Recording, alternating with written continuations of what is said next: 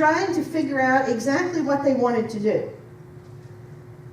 And I'm sure that during the conversation, one of the lepers may have said, you know, we've never done it like that before. We ain't never done anything but just sit here. One of them might have said, I'm too old. I just can't do anything. I'm just way too old. But they were human. They had to have said something to that effect. But somewhere along the way, as they talked through this, they realized that they only had one option. They had to get up and they had to move. Now, this morning, this is what I want to look at, the things these guys had to shed in order to get up and move. Okay, the first thing I think they had to do was they had to get rid of fear. They had to get rid of fear. Now, the meaning of fear is a feeling of anxiety concerning the outcome of something or the safety and well-being of someone. Okay, these men knew from the law that they could not come in contact with any people. I mean, that was, that was not one of those unwritten rules. No, they knew it. It was told to them from the beginning. You stay right there, don't you move, don't you come in contact with anybody. But in this case, they decided to shed the fear in order to live. Now, fears. I don't know about you all. Okay, so a lot of this is going to be about me this morning. Fear. We have a lot of fears. We have fear of the unknown. We don't know what's coming next. We have fear of commitment. Why do you think we have people that are living together and don't want to get married? Because they're afraid of commitment. We have fear of losing control. I don't want to give myself up. We have fear of not being accepted. Everybody wants to be accepted. So these are fears. And in these fears, we have a tendency to not do anything because we are afraid. I guess we think that, in looking at the acceptance, people think I'm crazy. Well, I'm sure people think I'm crazy. What am I going to do? It is what it is. But God tells us to do something, and it seems like automatically fear kicks in. And we don't. Now we're completely paralyzed, and we let it be an intimidator rather than a motivator. God might speak to someone and say, hey, you see so-and-so at the altar? You need to go pray with him. Can't you do that? They're going to think I'm weird. Oh, they probably don't want anybody to know what's going on. Oh, well, that ain't really for me. That's for that person. They need to go pray with them because there's nothing I have to offer. And we sit here and look. I'm talking from experience. You sit there and you reason it out why you should not go up there. Right. You have 15 excuses and 15 things, and it all boils down to you're afraid. That's right. Things happen. You might feel a tug at your heart that you need to go witness to your neighbor, and immediately fear kicks in, and you think, well, what if they ask me something I don't know? Well, guess what? That's going to happen, and you just say, I don't know, but I'll get the answer and get back to you. But so many times we let fear come in, and then it keeps us from doing anything. Right. Well, I will tell. This has been years ago, okay? Stephanie was in elementary school. And I was dropping her off one morning. And the lady who lives 3 doors up from us was in there dropping her son off. And she had said that their house had been burglarized. And somebody had pulled a truck up, put a moving truck. Well, I guess nobody thought anything about it. I guess nobody thought, ooh, I guess they're moving. And nobody said a word. And they came home to find that the majority of their stuff was gone. I will tell you that immediately fear gripped my heart. I got back in my car. I drove all the way home. I checked every door in my house. I checked every window in my house. And I am not even going to kid you. If you saw me, you would think I had lost my mind. I was going through the house. Oh, I got to put everything away. Oh, I don't have anything laying around. Oh my goodness, what can I do? Oh, I am going through this in my mind. And something hit me about that quick. I mean, first of all, it was fear. I was afraid to lose my stuff. Okay, my stuff. I was afraid. Immediately, I caught to myself and I thought, lady, you are nuts. What in the world are you doing? You serve a God who can protect everything you have. And I went to the kitchen and I got a bottle of cooking oil and I put that on my finger and I went over every door. And I said, God, you got to protect this place. I can't do it. I can't stay here 24 hours. I got things I got to do. When I'm gone, you've got to protect my stuff. You've got to protect my family. You've got to protect the things I leave behind. I'm telling you, fear can kill us. Yeah. And it's in everything we do. I'm not sure. I guess Satan knows that fear is just one of those things that totally debilitates us. And we have struggled a lot with that in our family. And we have, I'm going to talk about, Tiffany struggles a lot with that. With things that make you fearful. When she was about 3 years old, she wouldn't come out of our camper because the wind was blowing. She was afraid. So it kept her from enjoying all the things that we were doing that particular day. Not to mention, it made me mad. But fear. You know, we need to get rid of fear. Fear is one of the most crippling things to a Christian. It will keep us in our seat because we're afraid to do it. John 14:27. It says, peace I leave with you. My peace I give unto you. Not as the world giveth, give I unto you. Let not your heart be troubled, neither let it be afraid. It's time to shed fear and grow in peace. Right. Amen. God will not ask us to ever do anything that He will not be with us to help us do it. Amen. Now, we do have to do something. We have to prepare ourselves. Peace is knowing that God is in charge. If the devil can keep you in fear, he knows you will never do anything for Christ.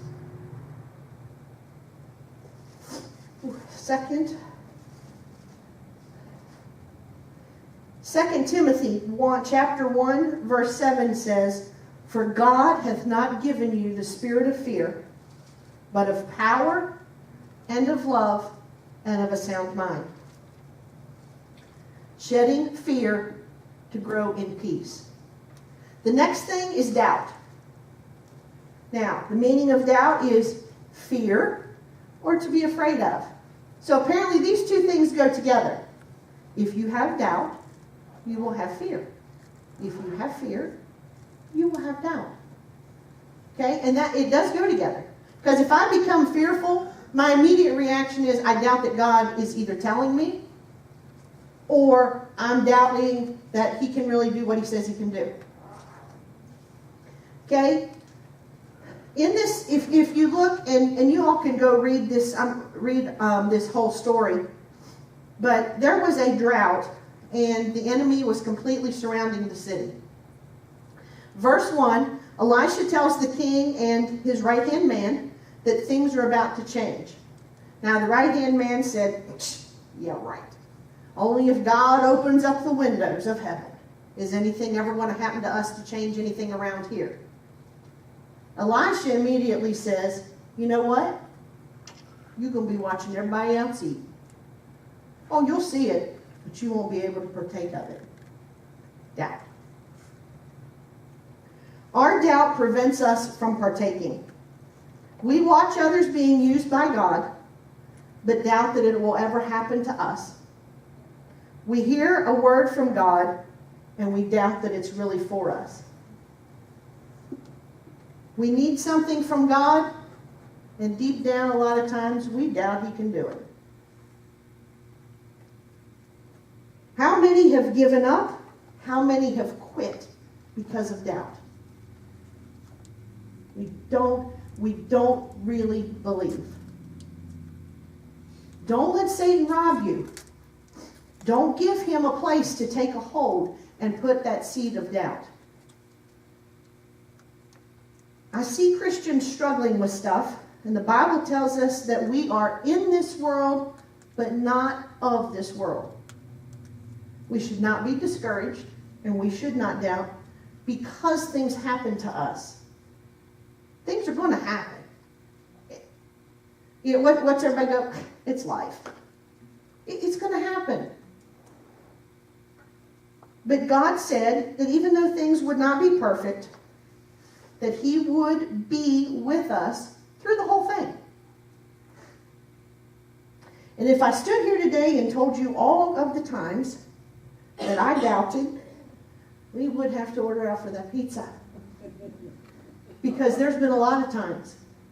There's been many times that I've had not only the doubt, I have had the fear.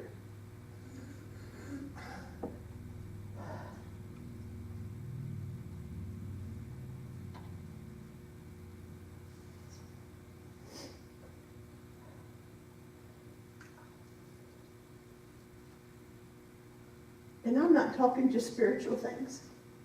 I'm talking about just life itself. Right. 5 years ago, a little over 5 now, when I got that phone call from a state trooper that told me my husband was in a car wreck, I remember 2 things he told me. I don't remember too much of anything else he said. It's not good, and they're flying him to Inova Fairfax. Now, I ain't lived here all my life, but I know when they say Inova Fairfax, it ain't good.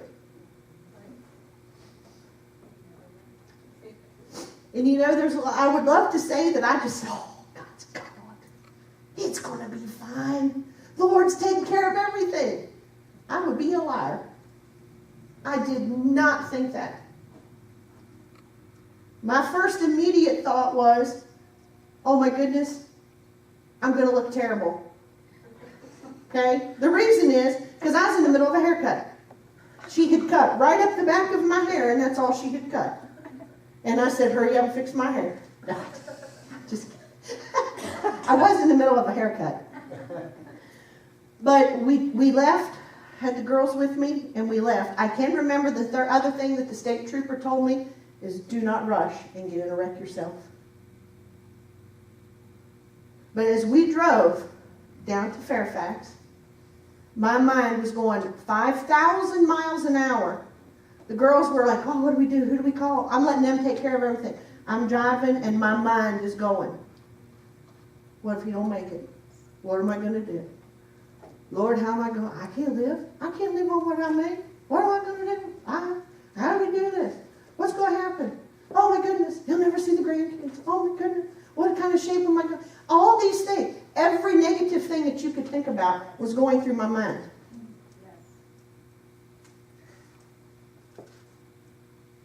And I got there. I would like to tell you, and I will tell you, it took me about a week before I got to any point in my life where I could say, I believe God's going to take care of it.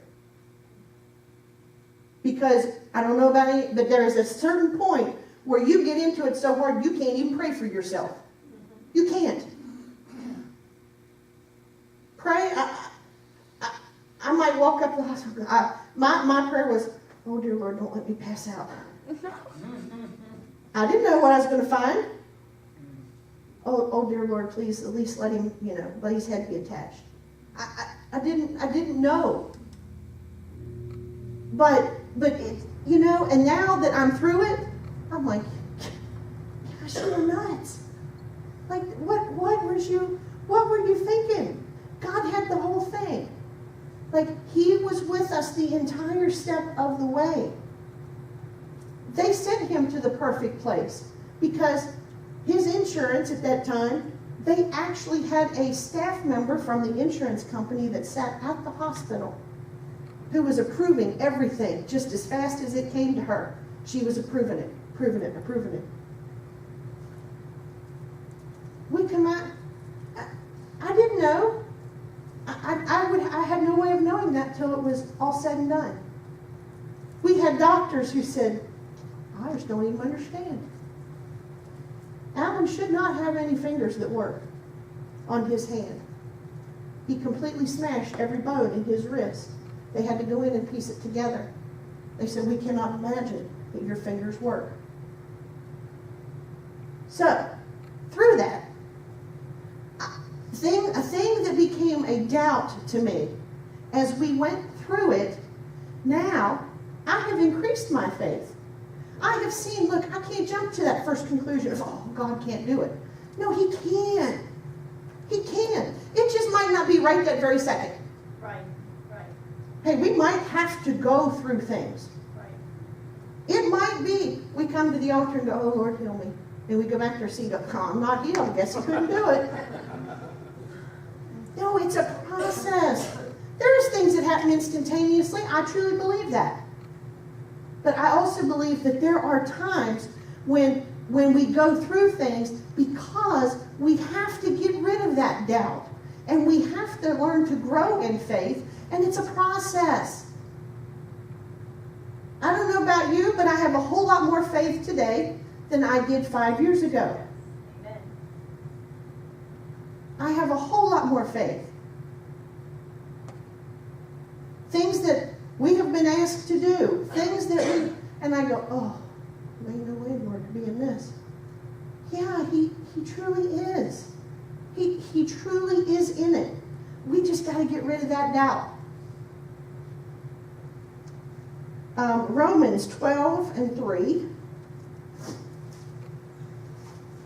Ooh, I really got off topic there.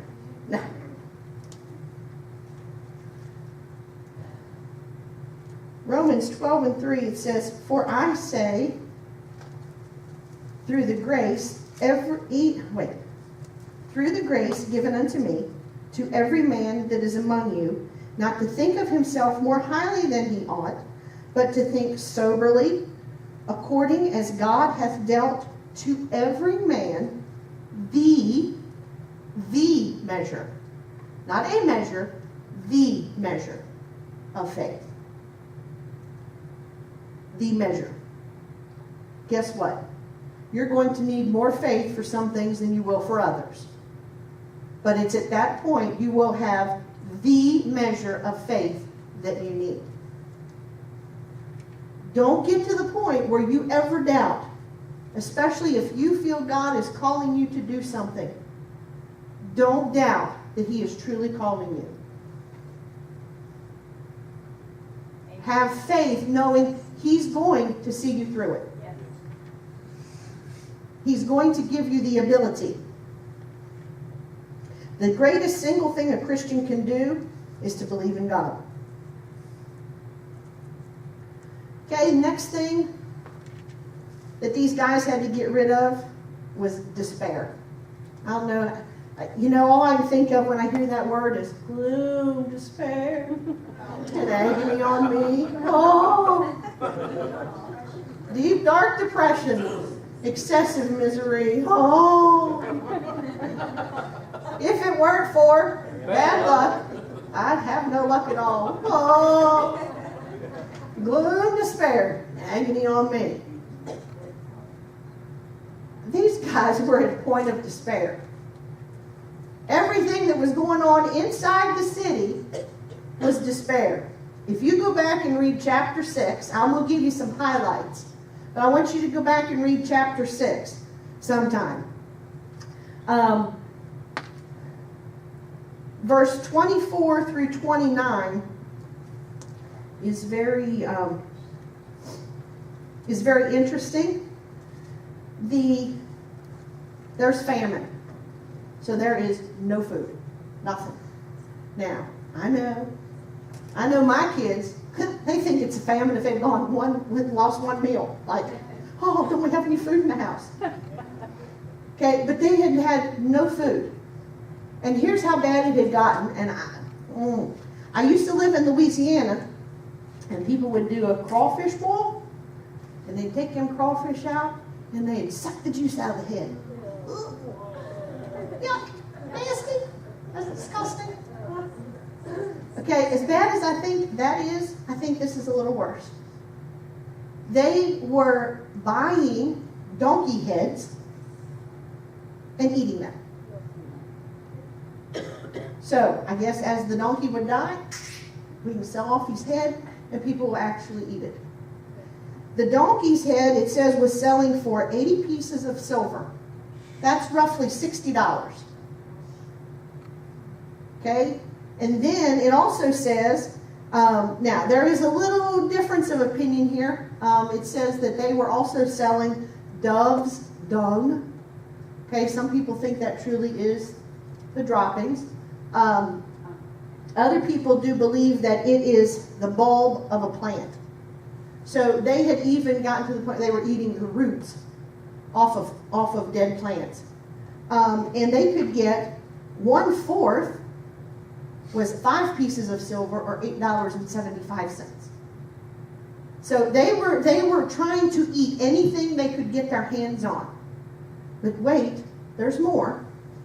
It gets even worse. Because 2 ladies that were neighbors, they decided they're going to strike a deal with each other.